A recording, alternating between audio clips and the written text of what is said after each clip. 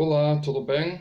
Aqui é o Mier. Seja bem-vindo ao segundo episódio deste novo programa no 247, que representa uma parceria inovadora de conteúdo entre 247 e uma emissora estadunidense chamada The Real News, que é uma emissora independente de internet também, que não recebe dinheiro de propaganda empresarial. Esta semana eu selecionei 3 histórias que eu acho que vocês vão achar interessante.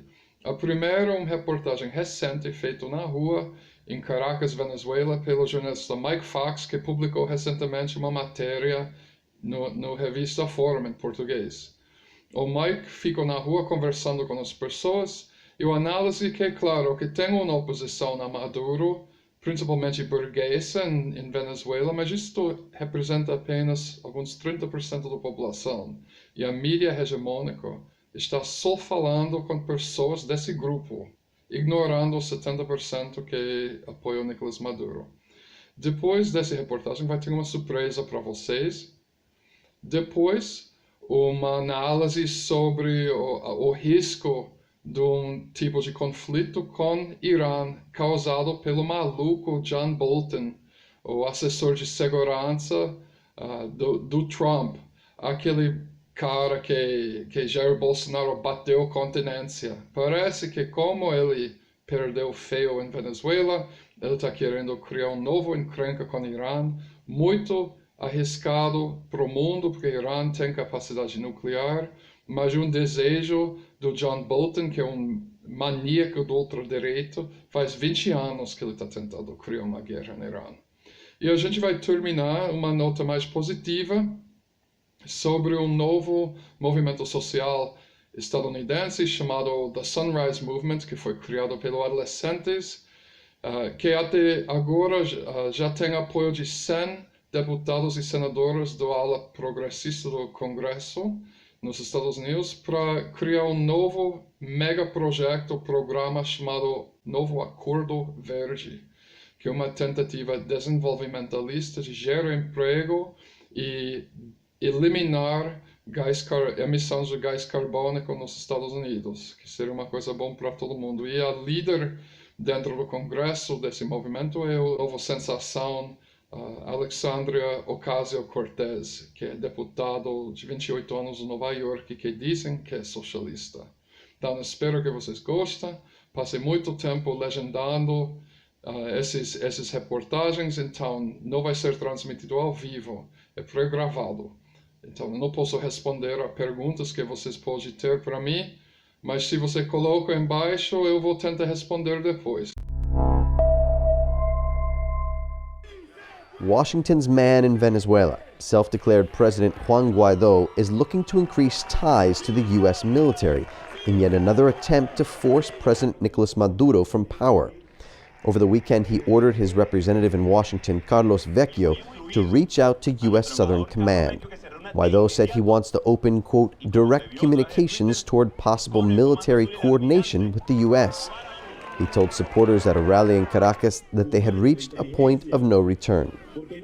International press would have you believe that Maduro's government is crumbling, and Guaidó is the hope of the country, alongside Venezuelans who are clamoring for the arrival of U.S. soldiers. It could not be further from the truth. Guaidó spent a great deal of his political capital on the failed military uprising of April 30th, in which he showed that he was only the latest in a long line of opposition leaders set not on democracy, but on violence to overthrow the country. The following day, hundreds of thousands marched for President Maduro in one of the strongest mobilizations of his presidency. Us Venezuelans have only one president, that is Nicolás Maduro. There is no one else, and we need to support him with our lives. Ironically, Maduro's support has been consolidated by the U.S. government and Guaidó's failed attempts at overthrowing him in recent months. During the demonstrations, thousands marched from the country's nearly 2 million member strong grassroots Bolivarian militias, which they say are ready to defend Venezuela at any cost. Across town, some middle-upper-class Guaidó supporters said they would like to see the arrival of the U.S. military, I want them to invade us. It's that simple. I would rather us be a colony of the United States than continue to live in this precarious existence. But Andri's position is not representative of the majority of Venezuelans, despite the fact that voices like hers have been omnipresent in international reporting. What has been intentionally ignored, however, are the people who live here, residents of Venezuela's working class and poor barrios, many of whom, despite hard times and criticisms, still largely support the Bolivarian project and the Maduro government, and are staunchly opposed to any U.S. intervention. The U.S. is insisting on trying to push for a coup in Venezuela, and they are afraid because they know that here you have the children of Bolivar and Chavez. When the U.S. is ready, we are here waiting for them.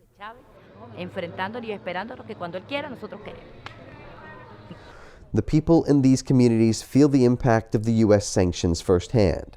Sanctions that have blocked the import of essential medicines and parts to fix machinery, such as the pumps that carry water up to the neighborhood of Altos del Idice. What Guaido is proposing is an intervention which isn't good for anyone. It's not good for anyone on any side, because interventions always end in massacres, carried out in order to get what the U.S. wants. They are not going to bring us flowers, they're going to bring us bullets.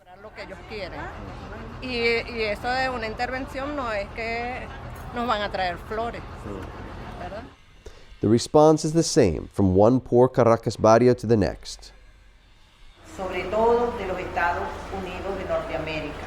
Those of you from the United States, look at your president. He doesn't like the poor. He doesn't like black people. He has no concern for human life. Trump, enough is enough. And we want to continue to live in freedom.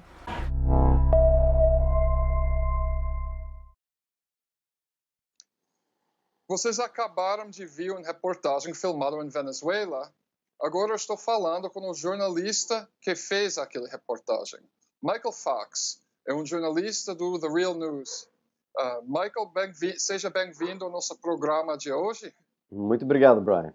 Por que você foi para a Venezuela para fazer essa filmagem? Olha, a situação em Venezuela é super complicada. A situação da mídia e a cobertura no que a gente escuta fora da Venezuela está super confuso. As pessoas realmente não sabem o que é a realidade. Eu morei lá entre 2006 até 2008. Escrevi um livro sobre a situação dos movimentos sociais em Venezuela em 2010.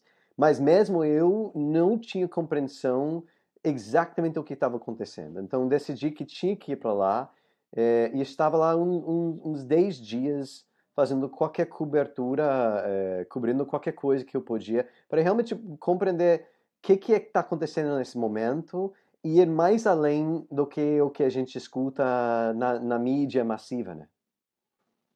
E o que você sentiu no dia 30 de abril, quando começou a tentativa de golpe? Você teve um momento em que você achou que realmente o pessoal do Guaidó iria ganhar? Tinha um momento quando eu acordei e tinha uma amiga que ligou para mim uns meia hora depois que o Guaidó mandou aquele tweet, aquele vídeo, e ela mesma me falava, olha, Mike, tu tem que acordar porque parece que houve um golpe de Estado. Então, obviamente, esse foi aquele momento e aquelas primeiras horas as pessoas não sabiam o que tinha acontecido e realmente estavam muito preocupados. As pessoas começavam a ir para Miraflores, ao palácio presidencial de Maduro, e no lado da oposição, né, todos eles começavam a ir para aquele lugar que eles diziam que Guaidó tinha tomado esse base militar lá em Caracas. Então, aquele momento, bem no início, está parecendo que alguma coisa realmente tinha acontecido. Dentro de muito pouco tempo, uma hora depois, o ministro de Defesa venezuelano já tinha mandado um tweet dizendo que todas as bases militares por todo o país estavam baixo controle do governo e que não foi um levantamento aberto, né, não, grande. A gente já estava recebendo imagens por as redes sociais mostrando que o base de Carlota estava totalmente ocupado pela Guardia Nacional Bolivariano venezuelano, leal ao Maduro e ao governo. E quando eu cheguei lá uma hora depois, isso foi a situação. Tu tinha o pessoal da oposição que estava tirando pedras e lutando contra o exército bolivariano venezuelano dentro daquele base. Então foi muito claro naquele momento que o que tinha acontecido foi como uma armadilha de tentar fazer um golpe feito pela mídia, feito pela uma imagem, para poder incentivar uma coisa maior que não deu. Ok. O Real News, semana passada, exibiu uma entrevista com o Colonel Larry Wilkinson.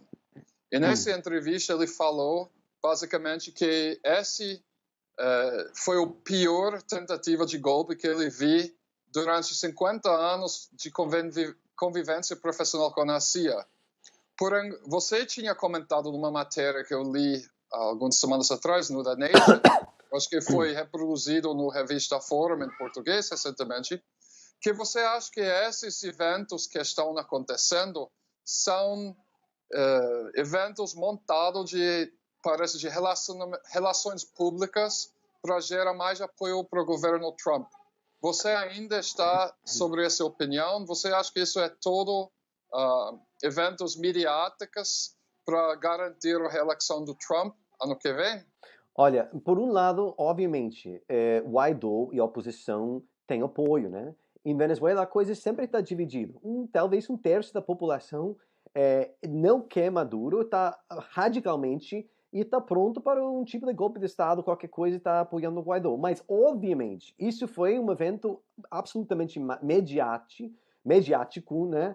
E que, sim, sem dúvida, Trump está tentando fazer, ele está esquentando as coisas em Venezuela e também em Irã, para poder se posicionar muito melhor nas eleições do ano que vem. Então, sem dúvida, isso é uma realidade. Olha, e temos que ver a história dessas coisas em Venezuela. Tudo sempre tem sido uma imagem mediática, sempre tem sido importante. O golpe de Estado de 2002 foi isso. Eu mencionei isso no artigo do Nation, né? Eu traduzi um documentário para inglês e fiz a narração que se chama Ponte Jaguno, as chaves de uma massacre. E isso foi sobre o golpe de Estado e como foi todo um evento mediático para tentar confundir as pessoas e fazer parecer que Chávez e seus policiais estavam matando pessoas inocentes, sem armas. Então, essa é a realidade, isso sempre tem sido. Agora, o que a mídia massiva o que faz é estar falando para o setor da oposição, né? Claramente, está falando para a opinião pública internacional, para particularmente os Estados Unidos, mas qualquer outro lugar que pode ser. Está tentando criar uma matriz pública que disse que Maduro é um ditador, que disse que o país tem uma crise humanitária, que não é uma crise humanitária, é uma crise econômica, financeira, pelos ataques, as sanções que tem tido dos Estados Unidos. Mas ele está tentando criar essa imagem de que é um crise, que um Estado falido e que os Estados Unidos têm que entrar para ajudar eles. E que isso é a situação tipo internacional da mídia internacional que está apoiando essa imagem que tem sido sempre a história de Venezuela desde os últimos 20 anos, tentando criar essa imagem, esse golpe pela mídia. Ok. Tem mais uma coisa que você gostaria de dizer, Mike? Sobre Venezuela, a situação é muito complicada, tem uma crise real, tem uma crise econômico-financeira real ali, as pessoas estão sofrendo, isso sim, mas não é uma crise humanitária. Tem qualquer tipo de comida que tu pode achar, tem os centros comerciais no lado oeste da cidade, no classe meia alta, estão cheias de pessoas. Eu estive lá um domingo cheias, tem restaurante sushi cheio de pessoas. Agora, eles estão pagando tão caro que as pessoas que morrem naquele bairro, aqueles favelas, eles não conseguem nem a ideia de comer fora é impossível, sabe? Não existe. Então, é uma situação super complicada, mas as pessoas estão resistindo. E se tu vai lá e tu vai nas favelas, tu vai escutando as pessoas, onde sempre tem tido base, né, de chavismo e de Maduro, as pessoas dizem, primeiro e mais importante, a gente não quer a intervenção internacional, a gente não quer Estados Unidos, nem Brasil, nem Colômbia entrando com suas tropas para nos dizer o que a gente deveria fazer com o nosso país e o que a gente deveria fazer com o nosso governo. Obviamente, tem muitas pessoas que estão muito críticas a Maduro e muitas pessoas que têm virado as costas para Maduro. Mas o que eu acho muito interessante, e vou terminar com isso, o dia depois do golpe, o dia 1º de maio, tinha grandes marchas em Venezuela. Uma que a ideia é que Juan Guaidó tinha falado que ia ser a maior marcha na história da Venezuela. E não era nada disso. Tinha milhares de pessoas, mas não foi a maior marcha na história.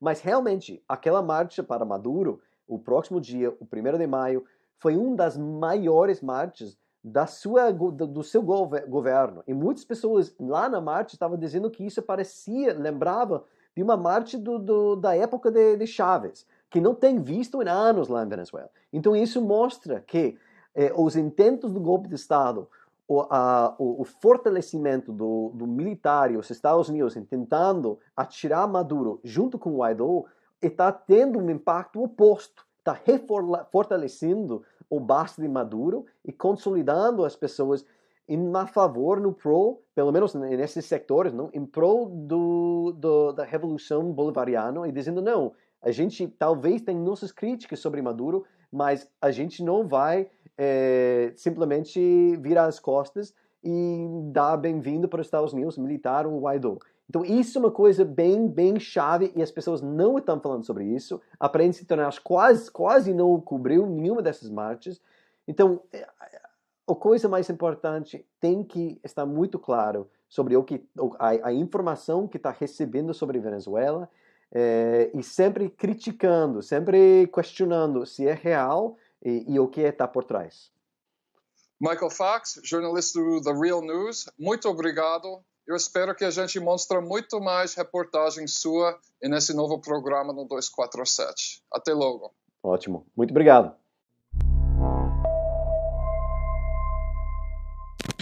It's the Real News Network. I'm Sharmini Pires coming to you from Baltimore.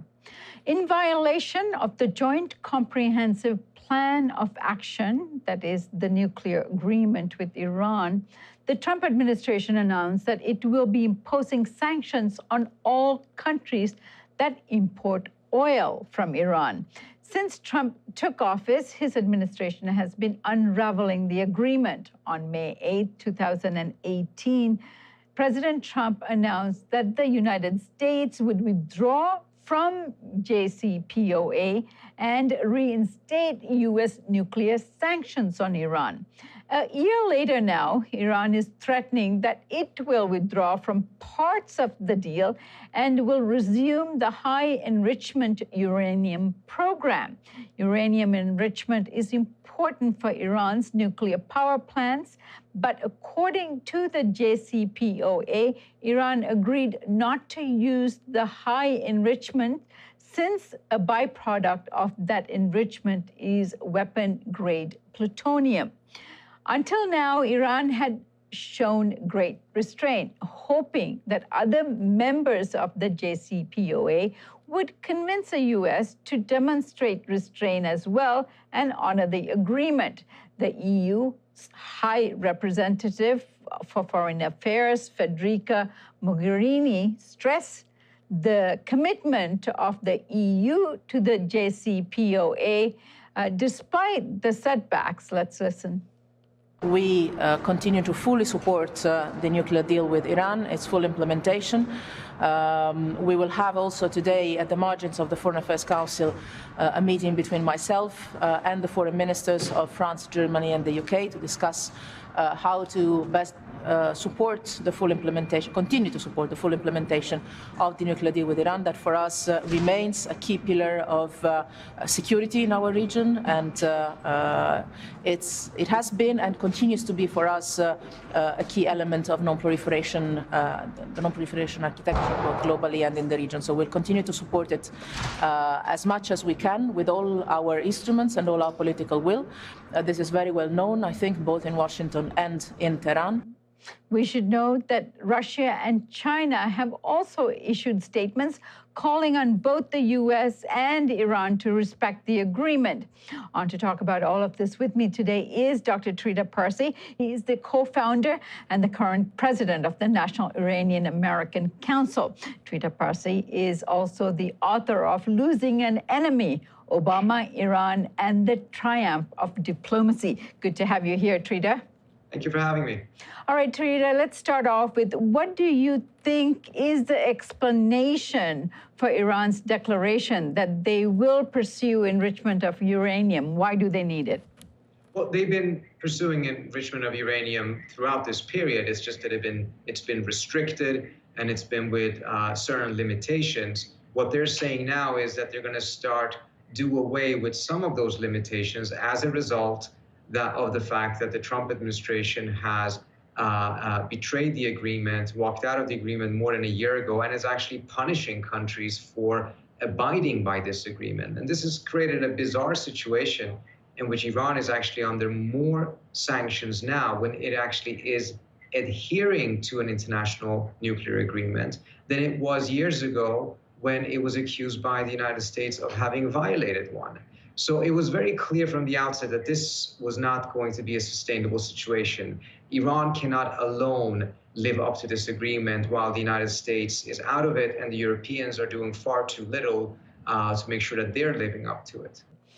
Trita, how much of this has to do with the U.S. military presence in the Persian Gulf and this new destroyer carrier that has entered the Gulf recently? I think that's part of the bigger picture in which John Bolton is trying to provoke the Iranians to do something so that he can get the war with Iran that he's been looking for more than 20 years. He's, of course, presenting it as an effort to scare and deter the Iranians. I don't think that has worked at all. But it has created a scenario in which everyone is now very worried that some form of an accidental war at a minimum is very likely because you have too many U.S. forces and Iranian forces into too small of an area. And then you have John Bolton in the White House who has a track record of lying, cheating, and fabricating evidence in order to start wars. And in terms of Trump's team, especially since Bolton came on board, has been super aggressive at trying to not only provoke Iran into some sort of action like this to divert from the nuclear agreement, but also to get some sort of a reaction. Isn't Iran falling into that trap? Well, I think for quite some time, the Iranians were worried that if they did react, they would walk into a trap. I think they reached a different conclusion now, which is that as long as the premise of their analysis, I think, is that they think that there's a significant difference between Trump and Bolton. Trump wants a negotiation, and he has been bought into the idea that by doing maximum pressure on Iran, he can get to a negotiation. I think he's wrong, but I think Trump genuinely believes that, and I think that's what the Iranians see as well. Bolton, however, is someone who has been very clear about his desire for war. And he's using this strategy in order to get to a war. Now, as long as this current situation continues, the tension between Trump and Bolton is not decisive because Trump is not close to making a decision about going to war. So all of the cost right now is on the shoulder of the Iranians, and Trump is not paying any cost at all. If, however, the Iranians restart their program and start counter-escalating, this will come to a climax, a very dangerous climax. But at that point, this is no longer cost-free for Trump, because if he doesn't want war, he needs to change his strategy. And the tensions between him and Bolton will come to the forefront.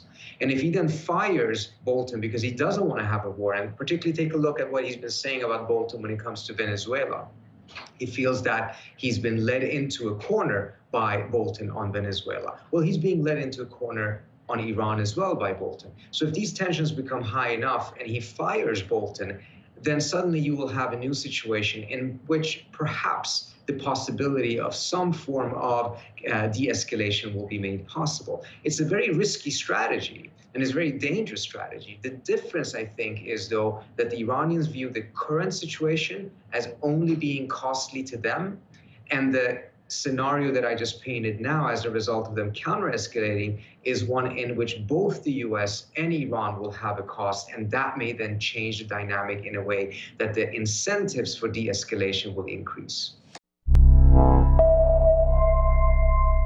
We do not have to be scared by demanding a living wage, by demanding health care for all people as we transition to an economy that is decarbonized, sustainable, and just for every American. It's The Real News. I'm Varna Noor. As former vice president and leading Democratic presidential contender Joe Biden says he seeks a, quote, middle ground climate policy, organizers are demanding candidates back a transformative climate plan. Underscoring the public's support for action on climate change, on Monday, 1,500 people rallied in Washington, D.C., organized by the youth-led climate group, the Sunrise Movement. We gonna rise up till it's won. Rise up till it's won. Speakers included Representative Alexandria Ocasio-Cortez. Are we ready to take back our future and take back our lives? Because that is what this fight is all about. Independent Senator and 2020 Democratic presidential candidate Bernie Sanders. The United States must lead the world with a global approach which emphasizes the Green New Deal. Author and environmental activist Naomi Klein. We need to transform from the gig and dig economy to a culture and society and economy that is built on care and repair. And other policy writers and electeds and activists. They introduced the next phase of the campaign for a Green New Deal. In the lead up to the 2020 election, Sunrise is demanding three things from each Democratic presidential contender. So number one is to stop taking oil and gas money through this thing called the No Fossil Fuel Money Pledge. You can go to nofossilfuelmoney.org to actually figure out how you can pressure your candidates, your politicians to do that. They should make the Green New Deal a day one priority if they are elected to be the president of the United States of America. And they should call, both on social media and otherwise, for a climate debate so we can see where different candidates are on these issues. On July 30th, candidates are set to head to Detroit for the second Democratic primary debate.